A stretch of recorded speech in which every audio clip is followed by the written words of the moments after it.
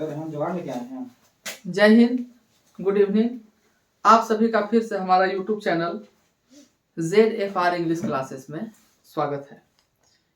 मैंने आपको बहुत अच्छे तरीके से आसान लघु लहजा में इजी वे में कल आपको समझाया।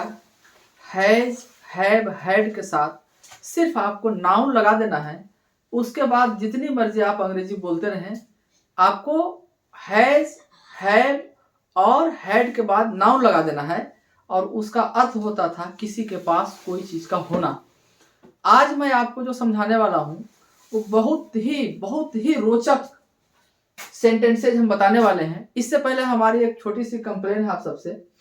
हमारा वीडियो तो आप देख रहे हैं लेकिन चैनल को सब्सक्राइब नहीं कर रहे हैं, इसलिए आप लोगों से हमारा रिक्वेस्ट है, हम्बल रिक्वेस्ट है, विनम्र निवेदन है कि आप हमारा वीडियो को देखिए, ऐसे ही देखते रहिए और आप अपने नॉलेज को बढ़ाते रहिए।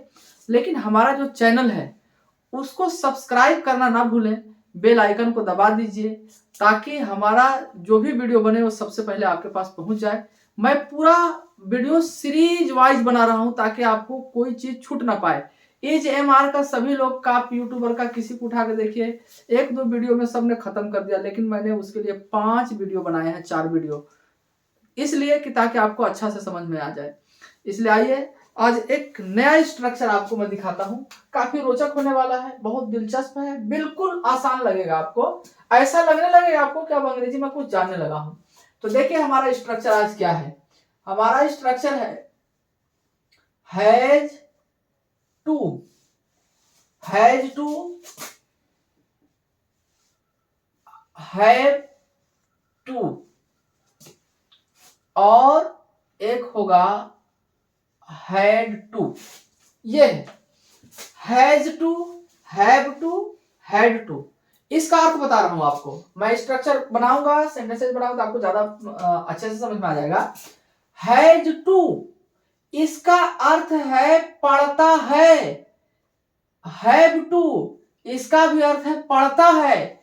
और हैड टू, इसका अर्थ होता है पढ़ता था या पढ़ा।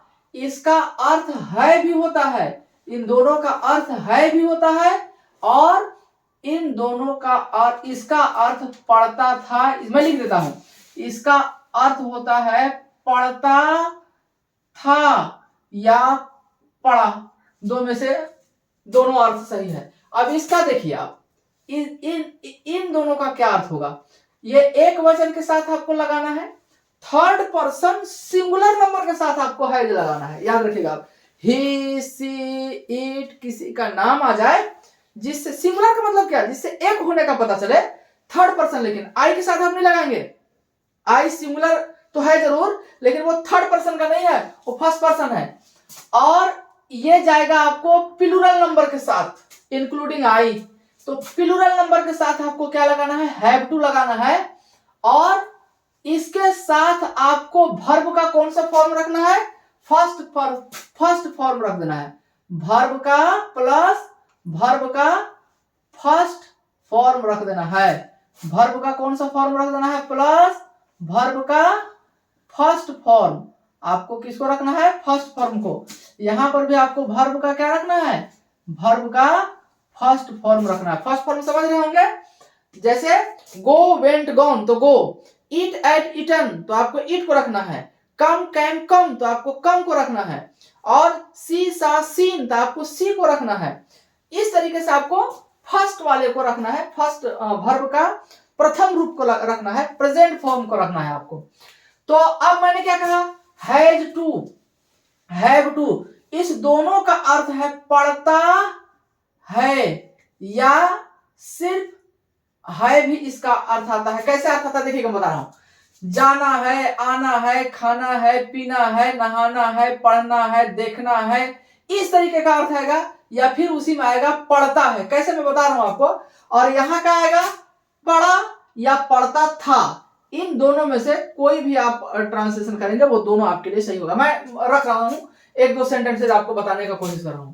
जैसे I have to go to school, इसका क्या अर्थ होगा? इसका अर्थ होगा मुझे स्कूल जाना है, मुझे स्कूल जाना है, मुझे स्कूल जाना है, या मुझे स्कूल जाना पड़ता है।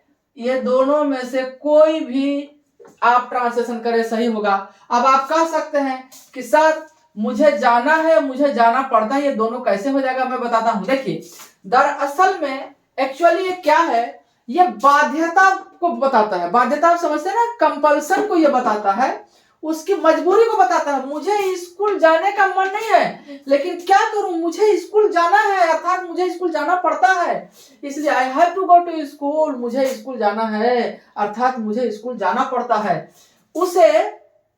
उसे सुबह में जल्दी उठना पड़ता है, तो आप क्या करेंगे, he has to wake up या गोट अप, दो में से कोई कर ले आप। वेक up early in the morning, उसे सुबह में जल्दी उठना पड़ता है, या उसे सुबह में जल्दी उठना है, उसे सुबह में जल्दी उठना है, या उसे सुबह में जल्दी उठना पड़ता है। इसीलिए हमने यहाँ है कहा था, ना है लग जाता है, शब्द क्या लग जाता है, ना है। उसे जल्दी उठना है, उसे स्कूल जाना है, मुझे खाना खाना है, उसे ये काम करना है। तो ये क्या को बताता है, ये बाध्यता को बताता है। किसको बताता है, बाध्यता, बाध्यता को ये इंडिकेट करता है। बाध्यता को अंग्रेजी में हम क्या बोलते हैं, कंपल्सन बोलते हैं।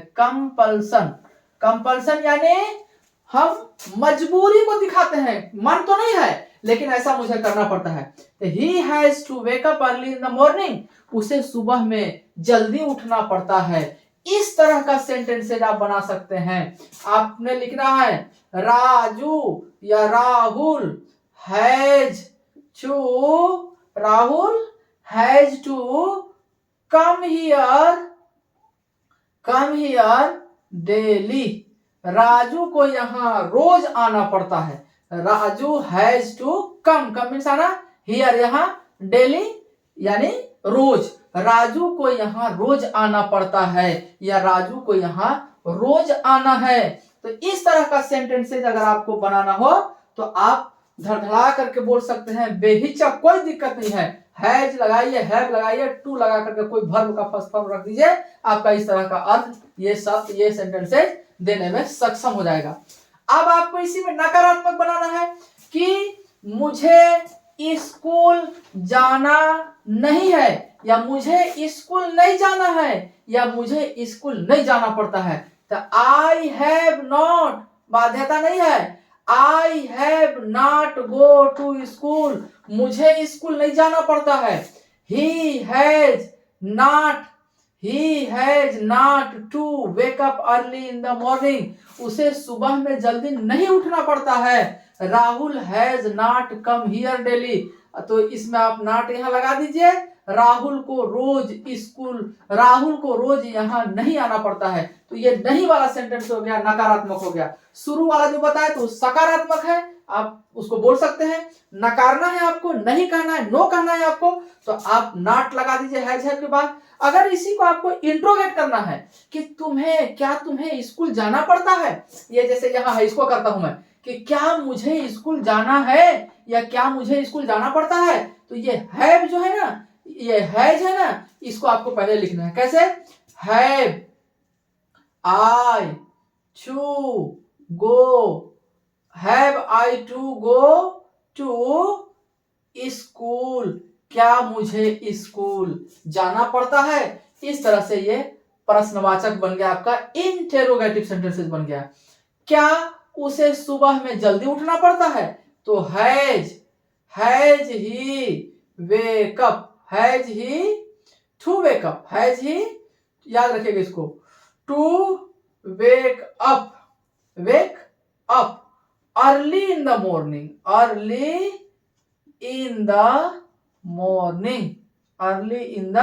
मॉर्निंग, क्या उसे सुबह में जल्दी उठना पड़ता है। देख लीजिए, इस तरह से आप इसको बना सकते हैं। क्या बना सकते हैं, इंट्रोगेटिव बना सकते हैं।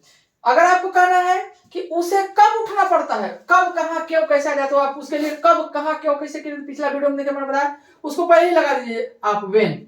उसे कब उठना पड़ता है, तो when has he to wake up. When has he to wake up, उसे कब उठना पड़ता है, क्या हो गया ये, उसे कब उठना पड़ता है। इस तरह से आप बनाइए, अंग्रेजी कोई दिक्कत नहीं है, ये इंट्रोगेटिव हो गया। तो कब कहाँ क्यों कैसे आ जाए, तो ये हैज हैव ये जो बना लिखते हैं ना, उससे पहले उसकी अंग्रेजी को आपको लगा देना है, आपका बिल्कुल अंग्रेजी बन जाएगा। इसी को अगर आपको बनाना हो क्या, इंट्रोगेटिव नेगेटिव, आपको इसमें नहीं भी शामिल करना है कि क्या उसे सुबह में जल्दी नहीं उठना पड़ता है, क्या मुझे स्कूल नहीं जाना पड़ता है, तो क्या बनेंगे, have I not to go to school, क्या मुझे स्कूल नहीं जाना पड़ता है। Has he not to wake up early in the morning, क्या उसे सुबह में जल्दी नहीं उठना पड़ता है। इस तरह से आप सैकड़ों सेंटेंसेस बनाइए, मन में इमेजिन कीजिए, कल्पना कीजिए, तस्वीर की दुनिया में जिए, कल्पना की दुनिया में रहिए, और जितना कल्पना कर सकते हैं उसको साकार करने के लिए कलम और काफी उठाइए, और इस स्ट्रक्चर को अपने मद्देनजर रखिए, अपने दिमाग में रखिए, और दिमाग में रख करके आप सेंटेंसेस को आराम से फ्रेम कर सकते हैं, सेंटेंसेस को बढ़ा सकते हैं। तो ये मैंने आपको क्या बता दिया, हैज टू हैव टू, जिसका अर्थ पढ़ता है या जाना है, आना है, खाना है, पीना है, देखना है, तब भी उसका अर्थ वही होगा। इसलिए आप अच्छे से देखते रहिए इसको। अब मैं आपको बता रहा हूं क्या, अब हमको बताना है पढ़ता था या पढ़ा, सेम इसी का भूत फॉर्म है, वो भूत फॉर्म है। अब इसको कैसे बनाएंगे, ये पास्ट में, जैसे उसे घर जाना पड़ता था, उसे घर जाना पड़ता था, तो कैसे बनाएंगे आप, he had to go to home, उसे घर जाना पड़ता था या उसे घर जाना पड़ा, तब भी आप इसी को लिखेंगे, उसे घर जाना पड़ता था या उसे घर जाना पड़ा, ये बाध्यता है, कंपल्सन है, तो he had to go to home। अब कहना है कि मुझे 1 घंटा पढ़ना पड़ा, मुझे 1 घंटा पढ़ना पड़ा या मुझे 1 घंटा पढ़ना पड़ा था, तो आप कैसे लिखेंगे, मुझे 1 घंटा पढ़ना पड़ा, तो इसके लिए आपको लिखना है आई हैड टू रीड या स्टडी एन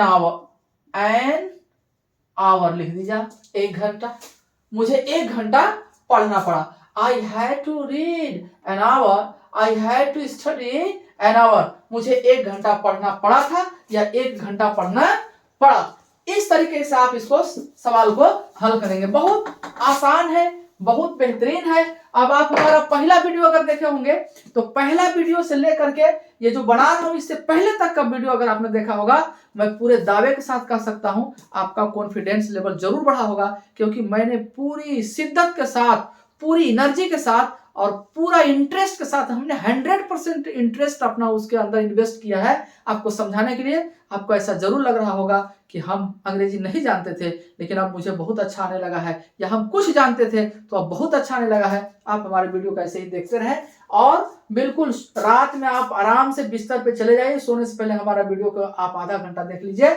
मैं निश्चित तौर पे कह सकता हूं आप एक बेहतरीन अंग्रेजी का वक्ता हो सकते हैं, बेहतरीन अंग्रेजी बोलने वाला हो सकते हैं। अब इसी को नकारात्मक कैसे बनाएंगे, उसे घर जाना पड़ता था, उसे घर नहीं जाना पड़ता था, तो he had not to go to home, मुझे 1 घंटा पढ़ना पड़ा, मुझे 1 घंटा नहीं पढ़ना पड़ा, तो I had not to read an hour, मुझे 1 घंटा नहीं पढ़ना पड़ा।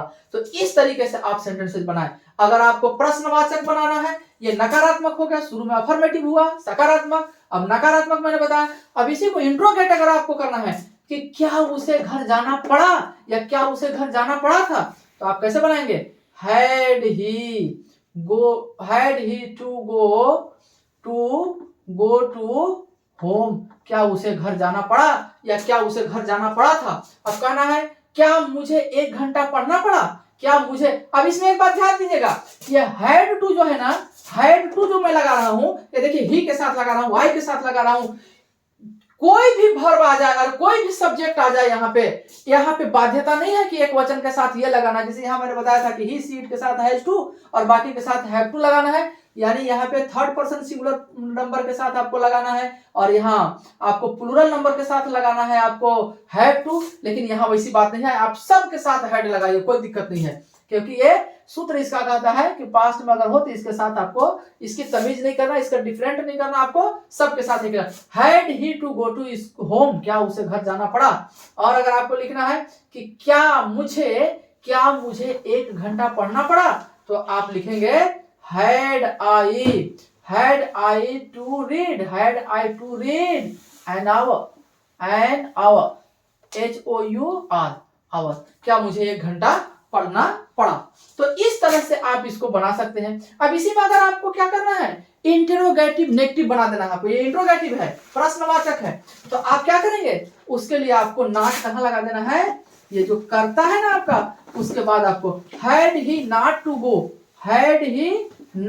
गो टू होम, क्या उसे स्कूल नहीं जाना पड़ा। Had I not to read an hour, क्या मुझे 1 घंटा नहीं पढ़ना पड़ा। इस तरीके से आप बना सकते हैं और आराम के साथ अपना स्ट्रक्चर बनाने के लिए अपनी नॉलेज इंक्रीज कर सकते हैं और खूब अच्छे से अपनी झिझक को, अपनी हेजिटेशन को अपने दिमाग से आउट कर सकते हैं। तो हमारा वीडियो काफी आसान लहजा में हमने समझाने की कोशिश की है, आप इसको अच्छे से देखिए। एक बार में समझ में नहीं आता है, दूसरा बार वीडियो को रोक करके देखिए, क्योंकि मैंने सारी चीजों को एक ही बार में बताने का प्रयास किया है। तो आज का बस इतना ही, मैं कल जब आऊंगा तो हैज टू हैव टू से कोशिश करूंगा कि कुछ और आपको बता दूं। मुझे जल्दी से टेंस भी शुरू करना है, इसलिए मैं जल्दी से ये चीज आपको बता रहा हूं। तो ये मॉडल वर्ब के साथ हैज टू हैव टू, ये मॉडल के जैसा यूज हुआ है, मॉडल वर्ब आप इसको कह सकते हैं। तो ये एक नया चीज मैंने आपको बताने का कोशिश किया है। हमारा चैनल को आप देख रहे हैं, ये बहुत मैं उसका शुक्रगुजार हूं और मैं आप सभी को थैंक यू कह रहा हूं।